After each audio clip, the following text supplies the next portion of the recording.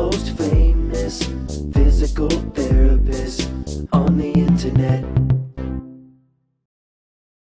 Folks, I'm Bob Schrupp, physical therapist. Brad Heineck, physical therapist. Together we are the most famous physical therapists on the internet. In our opinion, of course, Bob. You say that so seriously. Today we're going to talk about my best guru wrist stretches for 50 and over. So this is for people 50 and over, right? Right. They're going to stop pain and stay active.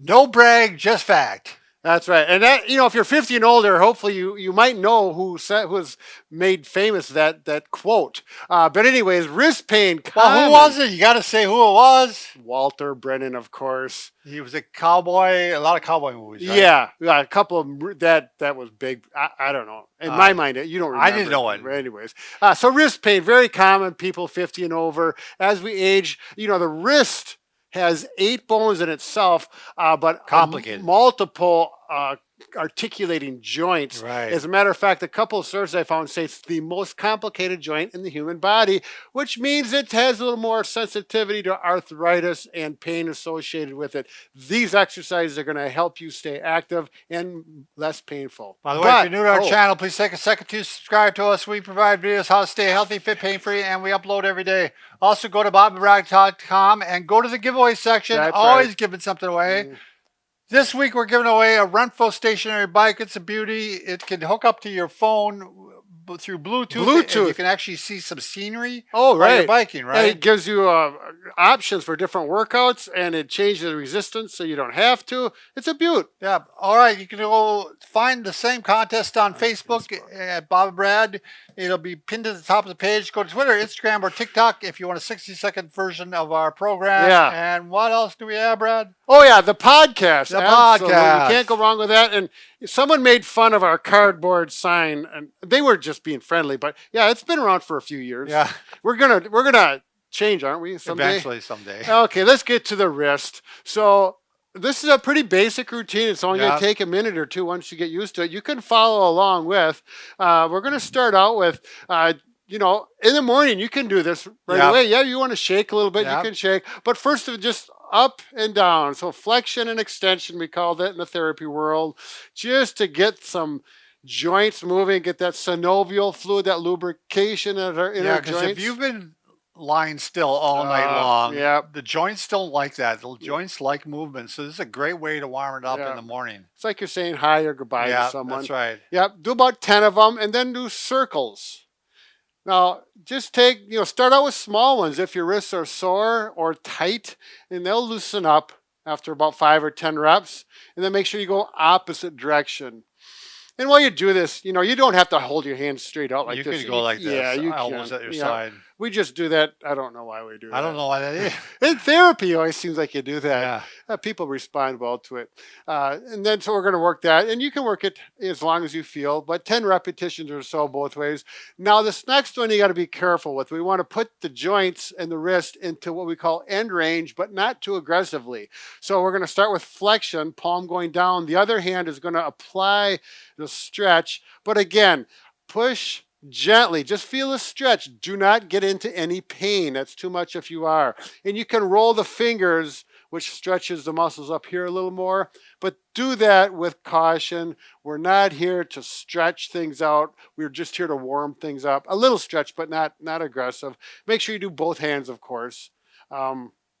You can do this 3 to 5 reps. You can do it more if it feels really good. This is a submission hold, as you know. Oh, yeah. You've done it to me before. Yeah, this is one of those wrist locks that you do in the martial arts.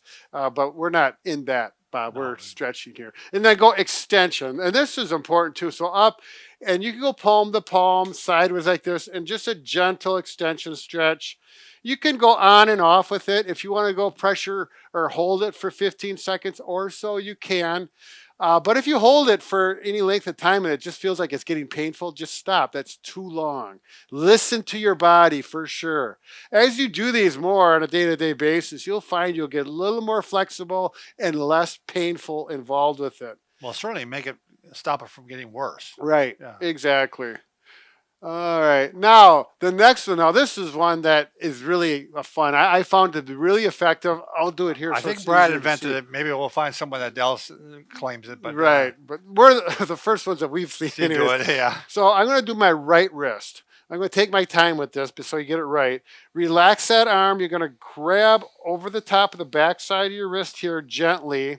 Now, this hand's job is to anchor. We're just going to anchor it there, and I'm going to put my hand in here so it's anchored. And now I'm going to put a little traction, so I'm going to pull out with this hand gently. Are you zoomed in on that, Tanner? Pull out, and you can see. Yeah, you can see a gap. Yep, we call that a sulcus in therapy. We've got a little sulcus indent there, so that's the traction. And see how that's tolerated. If that feels good, fine. If it just feels like you only can pull a little bit, it'll get better after you do this for a week or two. But then once you get that traction, then you can put some rotation while the hand is stationary by the grip of this hand. And can you see how that's rotating and isolating that wrist joint? Yeah, you're really getting some good movement there. Yep. And again, it should be painless. Yes. Because as a matter of fact, it should feel good, actually. Right, because you're taking stress off the joints, but you're getting a little fluid moving through them. Exactly. So those are the stretching part of this program, which is really huge. You may want to stop there, but once you get your wrists loosened up good after a week or two, it's nice to maintain the strength for function because we're using our hands all the time. So let's keep them strong. And we're not talking about an aggressive lifting program or strengthening, but you probably should use some dumbbells. We got a few options. Do you want to show people the dumbbell? You could go right off the edge of the bed like this, or off the table. Sure. Probably the end of the table here. Yeah, I'll show them here because it's. Sure. Like this, and that isolates the wrist. And you can roll down, but if you go too far, you drop it. Then that's not very good for strengthening. Not good for the floor either. And we're going to do sets of 10 is all you really need to do. These aren't big muscles. It doesn't take much, to be honest with you, especially if you haven't done it before. And then we're going to flip around, right, Brad, and go the other way? That works both sides of the wrist. You're going to find out that going this direction on 99.9% of the people is weaker. It's just inherent because we grip, we don't open up. Are we going to go like this too? Or not? Yeah, we could actually do that. Thumb up like that. Yep. Well, when you're holding on to this, we don't do thumb up. But there you go. And then that's all you need. 10 on each wrist and you're done. It doesn't take very long. I'm going to show you some options. If you happen to have any loop bands, there's something about, I think, this when you use elastic, it works better than the band. It's giving continuous resistance. Yeah.